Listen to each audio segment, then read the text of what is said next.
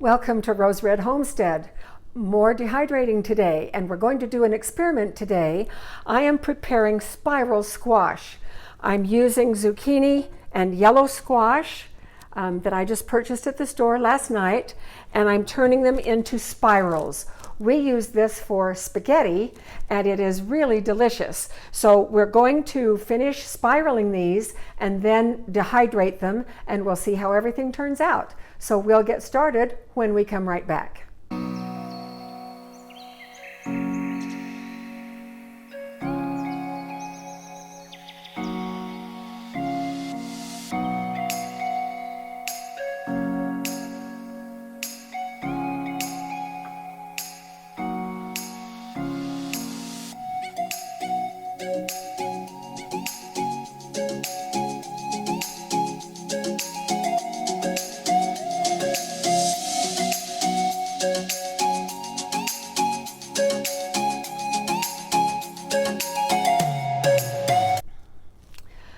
I have this lovely attachment for my KitchenAid that Jim got for me a couple of years ago, and it just does wonderful things using your KitchenAid. One of the things that it does, it cuts two different sizes of spiral. I've done it with potatoes, I've done it with squash, and so there are a variety of things that we will be able to do with it. However, today we're going to be doing squash, and so I look for squash at the store that is not too fat. And I still have to cut these in half so that they can fit in this attachment. So all I have to do now is turn this on, and the spirals just fall right into this bowl. And I've already done one of each. I'm finishing up on the yellow one. And so when we're finished, we will have a whole bowl of these thin spiral squash.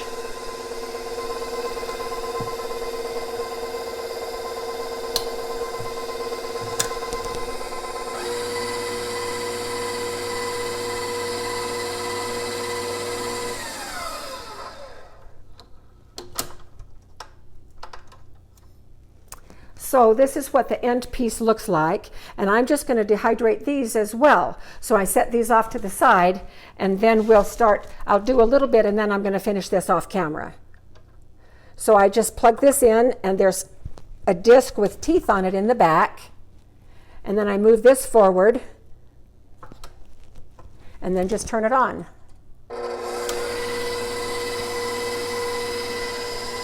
And that's all there is to it. When my grandchildren are here, they love to do this.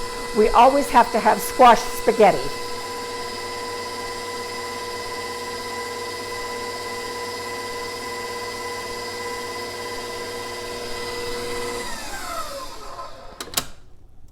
And it goes very, very fast. Here's the waste piece. So I'm going to finish this off camera, and then we'll come back. For those of you that may have KitchenAid mixers, this is the name of the attachment. It is called a spiralizer with peel, core, and slice. So that it has different heads on it, and it will do all of these different things. The price tag on here is $99.99. Jim and I found this one day when we were shopping in town at my favorite kitchen store, and they were having a half-off sale. Plus, Jim is a veteran, and so we were able to get quite a lovely discount on that, and we paid just about half price for that, and it has been really great. Now here is our bowl of spiralized squash. It's all ready to be blanched. And here are the end slices, and because I cut the top end and the bottom end off as I washed and prepared the squash, and they went right in here in my vegetable collection. I had celery from yesterday's video on dehydrating celery, and now I have little squash bits, and I just keep this in the freezer. I continue to collect vegetable pieces, and then when I have enough, I will make some vegetable broth. But these are just about ready to go over into the pot to be blanched, and so I'm going to put about half of these. Take this little insert out. I'm going to put about half in. You don't want to put too much in because we want the water to stay as close to boiling as we can. Wow, that's a long one. And so I put about this much in, and I'm just going to slip that over in the blancher in the boiling water.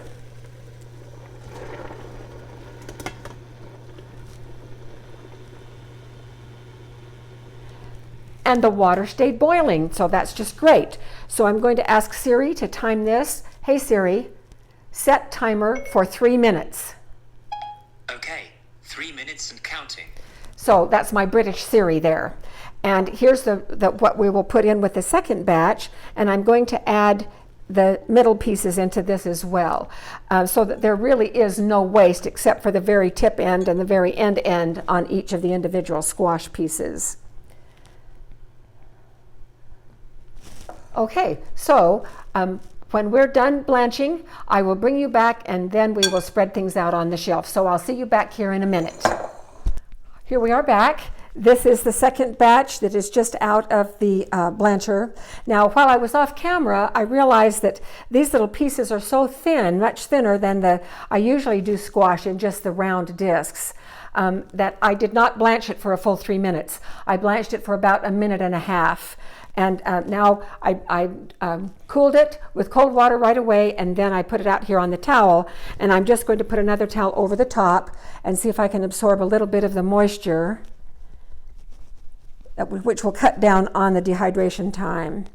And if you would like a full discussion about why we blanch, you may want to watch at least part of the video that is on dehydrating basics, because I go into a good research-based discussion on and a little bit about the science behind why it is really a good idea to blanch. And so the first batch filled 2 trays just like this.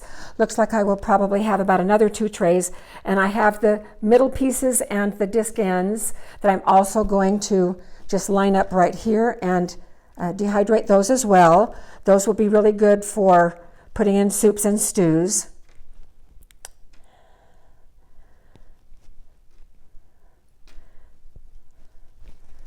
Okay, we love spaghetti with squash noodles instead of the regular pasta noodles, and it is really healthy. And as I've said in almost every video, Jim and I are really focusing on a healthy lifestyle. He's lost a lot of weight and I've lost quite a bit, not as much as he has, but I'm still going down, which is a good thing. And this spaghetti, it turns out, it's really delicious. We really quite enjoy it. So, and we had it once when I was having my, used to be annual, now it's about every 3 or 4 years, week with my grandchildren. They were over and we did this a couple of summers ago, and they got the biggest kick out of it. Now, this is the first time I've ever had tried to dehydrate the squash ahead of time. So we'll see how this works out.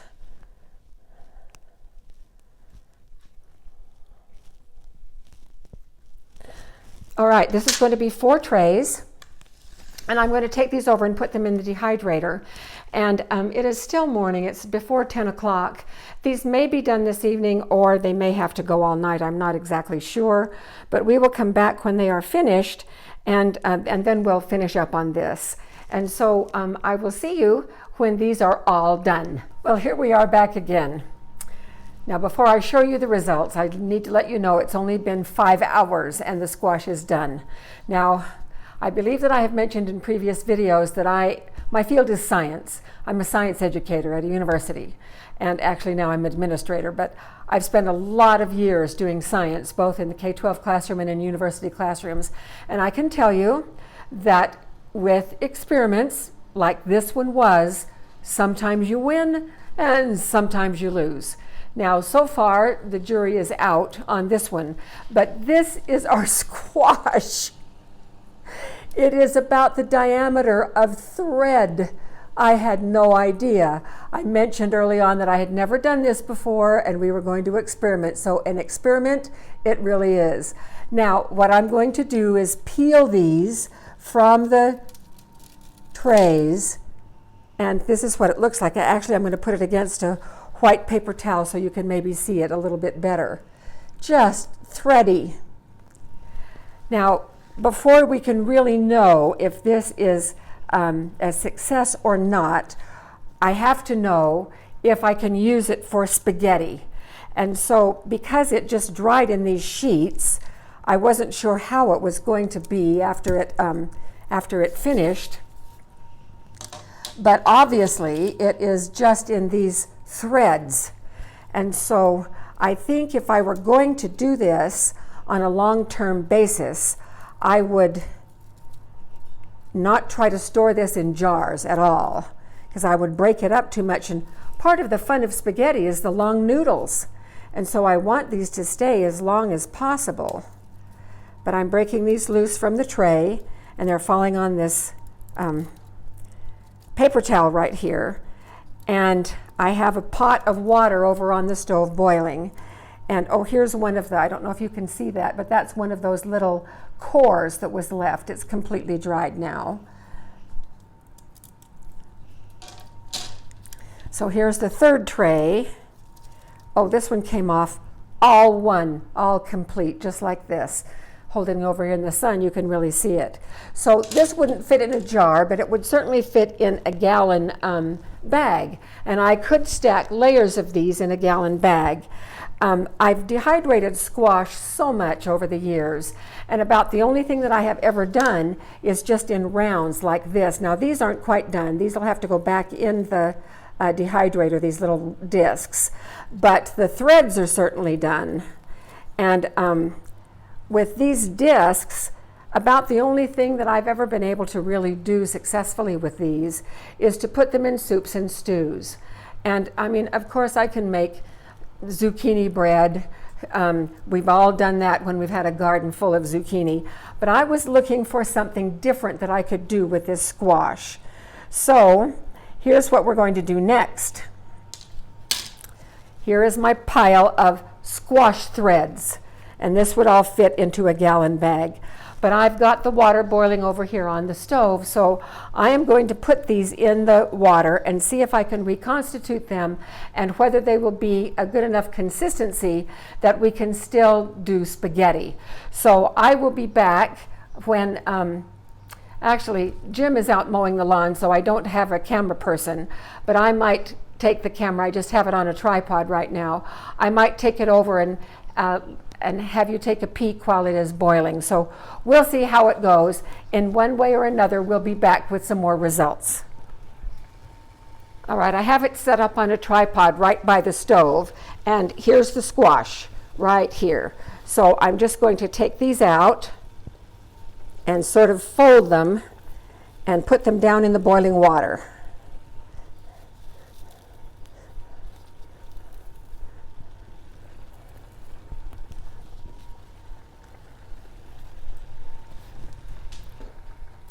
Now I'm going to pick up the tripod and hold it over the pan. I am not nearly as good a camera person as Jim is, especially one-handed here. But let's see what these do. Well, they're getting bigger. I don't think it'll take them very long at all to cook.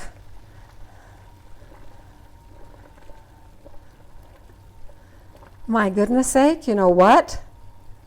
These might be okay. Oh my goodness.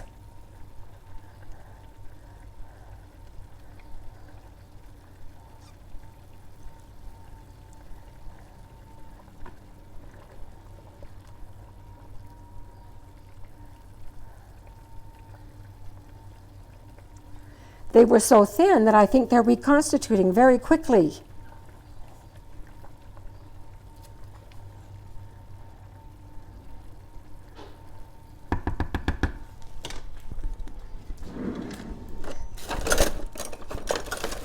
All right, I'm going to grab a spaghetti utensil here. Well, look at this.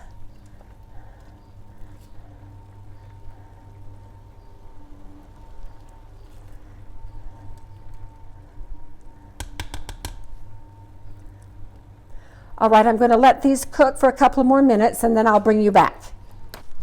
Well, I am just as surprised as I can be. I really was setting us up for a failure when I gave that other little speech, but I am so pleasantly surprised. Look at this. I mean, it just almost even looks like spaghetti. except of course that it's green. But I am really pleased. I tasted it, and it tastes just great. It's a little bit chewy, but not too much. And if I were going to be serving this,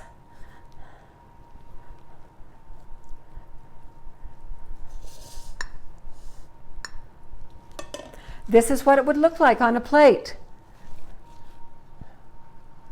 I'm just so very pleased.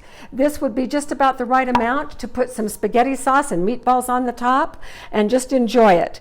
And it tastes just exactly like pretty much exactly like when I cooked the fresh squash. So what this means for me is that this summer, when my squash plants are overproducing like they always do, this time I'll be able to do a lot of spiral squash, dehydrate it, store it in gallon Ziploc bags, and store it maybe in the freezer, depending on how much room I have. And then in the wintertime, when we're wanting the taste of fresh squash spaghetti, I'll just be able to get some of that out. And it only took about 5 minutes to reconstitute it and get it all nice and hot. And here it is, ready to serve. So I count this as a great success, and I'm so excited about this.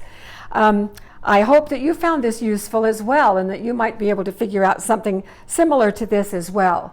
So thank you for joining us, and we'll certainly be doing more videos on dehydrating probably in the next little while, next couple of days or so. So we will see you next time.